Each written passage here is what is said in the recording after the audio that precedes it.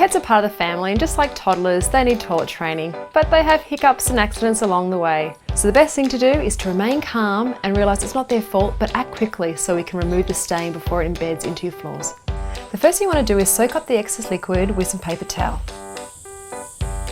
Once you've soaked up the stain, what you need to do is spray the area with an enzyme-based cleaner.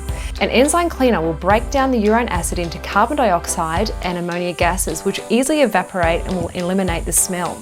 Non-toxic enzyme cleaners are available at any good pet store.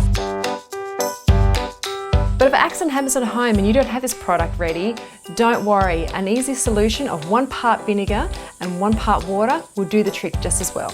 Saturate the area so everything is completely covered.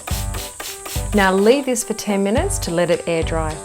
Now the enzyme product or the vinegar has done its job, use some paper towel to soak up any excess fluid. Ever felt like someone was watching you? Now that the area is dry, we're going to take some Bi-carb and sprinkle across the area. The Bi-carb acts as a sanitizer and it's going to remove any excess odour. This one you leave for 24 hours.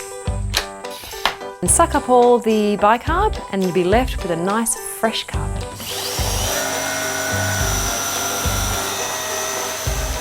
Job done, your carpets are now fresh and clean. Here's some tips to avoid. Now don't use any heat such as the hairdryer because it will lock in the smell.